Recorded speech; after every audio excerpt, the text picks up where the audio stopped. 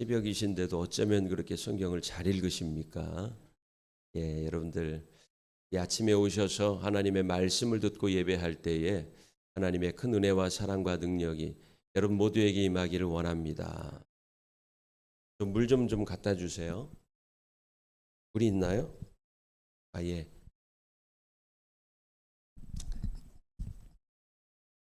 자, 우리 옆에 계신 분들 제 물 먹는 모습 빤히 쳐다보면 좀 심심하니까 우리 옆에 계신 분들과 인사하겠습니다.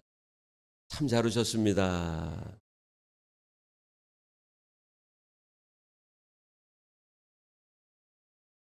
이렇게 새벽에 오시는 분들이 1등이에요. 1등입니다. 사실 새벽 강단으로 한국교회가 지금까지 살아왔습니다. 여러분들의 역할은 새벽을 깨우고 또한 교회를 위해서 기도하며 한국교회를 위하여 또 한민족을 위하여 세계 선교를 위하여 기도하시는 겁니다. 어떤 분들은 그래요. 제가 뭘 할 수 있겠습니까, 목사님? 저는 나이도 많고 늙어서요 아무것도 못해요. 근데 가장 위대한 일을 할 수 있습니다. 그것은 바로 기도하는 일입니다. 우리가 기도가 중요하다는 사실을 알면서도 가끔 그 중요성을 간과할 때가 있어요. 새벽을 깨워서 하나님 앞에 나와 기도하는 여러분들이 위대한 분들입니다. 지난주에도 제가 베드로와 고넬료의 만남에 대해서 말씀을 드렸습니다. 고넬료는 이방인이었지만 늘 경건히 하나님께 기도하는 자였다고 했습니다. 베드로도 6시 기도 시간에 정오 12시 기도 시간에 기도하다가 하나님께서 보여주시는 환상을 봤습니다. 다니엘도 왕의 명령이 떨어진 것을 알고도 예루살렘을 향하여 난 창을 열어두고 하나님 앞에 기도했다고 했습니다. 다니엘을 반대하던 반대자들이 다니엘을 죽이려고 흉계를 꾸민 거거든요. 그런 것을 총리가 왜 모르겠습니까? 아마 총리가 그 법을 반포한 장본인일 수도 있잖아요. 그럼에도 불구하고 다 알고 있음에도 불구하고 다니엘은 자기가 전에 하던 대로 하나님 앞에 기도했습니다. 반대자들이 그 기도 소리를 듣고 다니엘을 고소하기에 이르지요. 사자굴 속에 들어갔지만 하나님께서 다니엘을 건져주셨습니다. 다니엘이 하나님을 이방 왕도 인정하게 하셨습니다. 기도는 이만큼 위대한 능력이 있습니다. 그러므로 여러분 새벽 제단을 지키시기를 바랍니다. 기도의 불꽃을 꺼뜨리지 마시기를 바랍니다. 자, 오늘 마태복음 2장의 말씀을 우리가 1절부터 23절까지 읽었습니다. 아마 1장에는 예수님의 족보와 또한 예수님의 탄생 이야기 아마 어제 들으셨을 겁니다. 참고로 말씀을 드리자면 제가 부임해서 우리 부교육자들과 이렇게 얘기를 했어요. 그냥 한 성경을 가지고 담임 목사와 우리 부교육자들이 쭉 가자. 이건 보니까 서로 다른 주제로 말씀을 전하고 있었더라고요. 그래서 일관성을 갖기 위해서 마태복음부터 쭉 이렇게 릴레이식으로 말씀을 전하자 그랬습니다. 어제는 아마 우리 임 목사님이 1장을 전했을 거고 저는 2장의 말씀을 전합니다. 그러면서 이런 얘기도 했어요. 교육자들이 똑같은 성경을 가지고 말씀을 전하니까 서로에게 자극이 되고 또 경쟁도 되지 않겠느냐. 그렇죠? 그래서 어제 우리 임성현 목사님 말씀보다 제 말씀이 안 좋으면 안 되니까 저도 열심히 준비했을 거 아닙니까? 자, 여러분, 예수님이 태어나셨어요. 그것이 일대 소동을 일으킵니다. 온 예루살렘을 소동하게 했다고 3절에 나옵니다. 왜 그러냐 하면 점성가들, 동방박사들이라고 하는데 이 점성가들이 예루살렘을 찾아온 거예요. 목적은 아주 희한하고 이상한 별을 보고 그게 왕이 태어날 징조라는 사실을 그들이 알았습니다. 그래서 유대인의 왕을 만나러 온 겁니다. 여기서 동방박사들이라고 하니까 천체 과학자들이라고 생각을 하는데 사실 천체 과학자들이 아니라 점성가들입니다. 기상의 상태 그리고 천체의 운행을 보고서 앞날을 예측하고 길과 흉을 이제 예측하려고 하는 사람들이 바로 점성가들인데 이제 그들이 전에 보지 못하던 아주 희한하고 아주 큰 별을 보고 이건 분명히 왕이 태어난 징조다 하고는 그 별을 따라오다가 예루살렘까지 온 거지요. 왕이 태어난 것을 알 수가 없으니까 수소문을 했겠죠. 자, 유대인의 왕으로 어떤 이가 태어났다고 하는데 도대체 우리가 그에게 경배하러 왔는데 위치를 좀 알려주시면 좋겠습니다. 잘 몰라요. 그런데 그 소식이 이제 왕궁에까지 들리는 겁니다. 자, 낯선 사람들이 예루살렘에 들어와서 유대인의 왕이 태어났다고 하며 그 위치를 찾고 있는데 이것이 어찌된 일인지 모르겠다 하고 헤롯 왕에게까지 보고가 올라갑니다. 그러자 헤롯 왕이 이제 바짝 긴장을 한 거예요. 도대체 내가 지금 이 지역, 유대 지역을 다스리는 분봉 왕으로 있는데 도대체 또 다른 왕이 어디 있다는 이야기인가 하고는 그것을 알아보라고 시킵니다. 대제사장들과 백성의 서기관들을 모아서 그리스도가 어디서 나겠느냐 여러 가지 고증을 거쳐서 그것을 알아오라고 명령을 내립니다. 그때 그들이 뭐라고 얘기를 하느냐 하면 미가서 5장 2절의 말씀을 인용을 합니다. 유대 땅 베들레헴아 너는 유대 고을 중에서 가장 작지 않다. 내게서 한 다스리는 자가 나와서 내 백성 이스라엘의 목자가 되리라 하는 미가서 5장 2절의 말씀을 근거로 베들레헴에서 난 것 같습니다. 자, 여기서 여러분 우리는 같은 목적을 가졌지만 서로 다른 의도를 발견하게 됩니다. 동방 박사들도 그리스도를 만나고 싶어 왔습니다. 헤롯 왕도 왕이 궁금했습니다. 그래서 동방 박사들을 부릅니다. 그리고 이렇게 말합니다. 당신들이 그 왕을 찾거든 경배하고 돌아갈 때에 왕궁에 꼭 들러주십시오. 그리고 그 왕이 어디서 태어났는지를 좀 알려주시면 좋겠습니다. 라고 말합니다. 자, 여러분 똑같은 목적입니다. 동방 박사들도 그리스도를 만나기를 원했고 헤롯 왕도 그리스도를 만나기를 원했습니다. 그러나 의도는 서로 달랐어요. 동방 박사들은 그리스도께 경배하러 온 것이고 헤롯 왕이 그리스도를 찾는 목적은 뭡니까? 그리스도를 제거하기 위한 목적이라는 겁니다. 똑같이 교회 생활을 하고 신앙생활을 해도 어떤 이는 하나님의 목적을 가지고 신앙생활을 해요. 그러나 어떤 이는 개인적인 목적을 가지고 신앙생활, 그건 신앙생활이라고 말할 수도 없죠. 그냥 교회 생활을 하는 경우가 있습니다.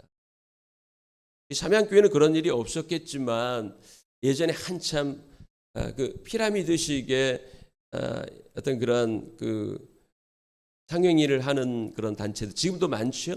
또 뭐라고 이야기를 하면 또 그것에 종사하는 분들한테 상처가 될 수가 있으니까 아마 대부분은 아마 건전하게 하시는 분이라고 생각합니다. 예전에는 A자로 시작하는 영어로 A자로 시작하는 그러한 업체의 이 피라미드 방식의 어떤 그러한 그런 것들이 많이 유행했을 때가 있어요. 그것을 하는 분들이 교회에 들어왔습니다. 제가 먼저 목회하던 교회 어디라고는 말씀을 드리지를 않을게요. 들어왔어요. 그러면서 한 30명 정도를 데리고 오더라고요. 자기가 이제 함께 일을 하는 사람들을 몇십 명을 데리고 왔습니다. 그래가지고 열심히 처음에 신앙생활을 했지만 목적은 바로 뭐겠습니까? 그냥 고객들 끌어모으고 물건 팔기 위한 목적으로 온 거예요. 다분히 그 목적으로 온 겁니다.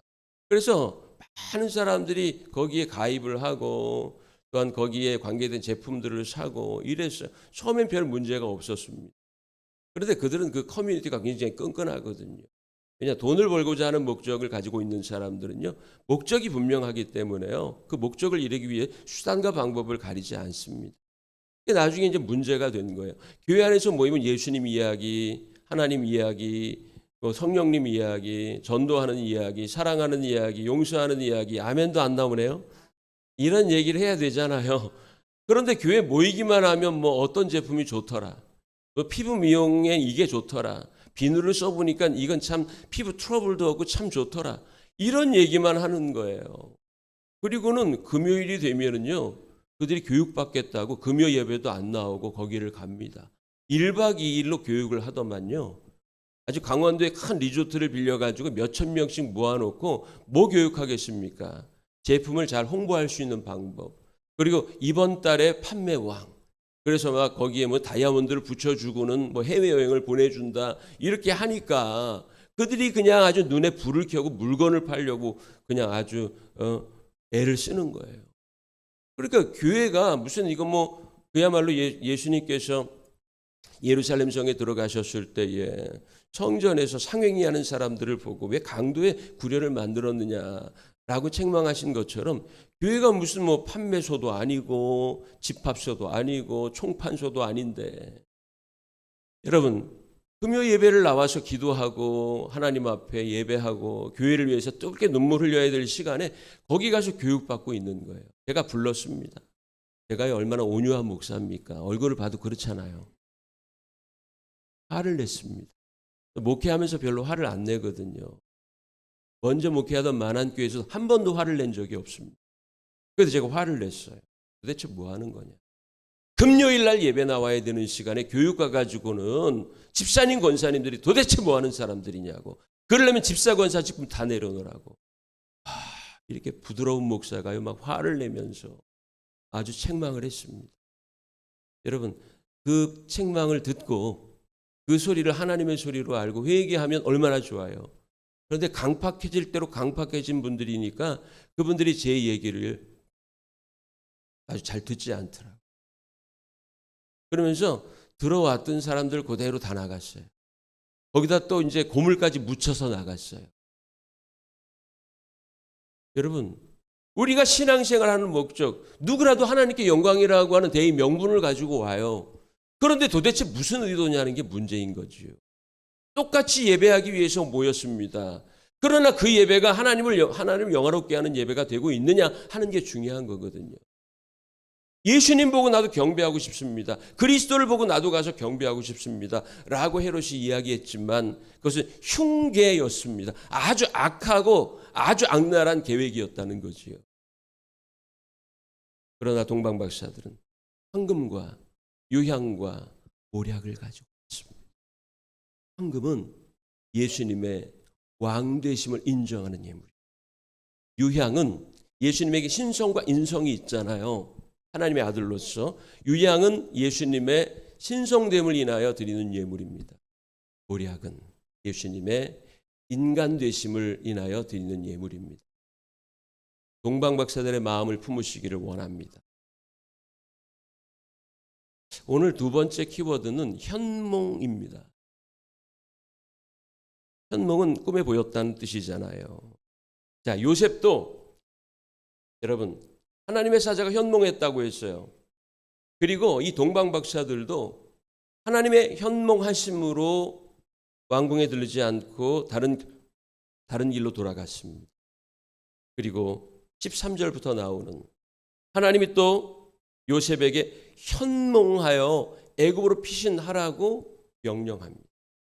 그리고 또 19절에 보면 그의 사자가 또 현몽하여 이제는 너를 찾던 자가 죽었으니 다시 돌아가도 좋다라고 지시합니다. 저는요 사실은 우리 성도들이 꿈 얘기를 하는 걸 극히 조심하라고 이야기를 해요. 왜냐하면 언제나 아전인수격의 해석이 많거든요.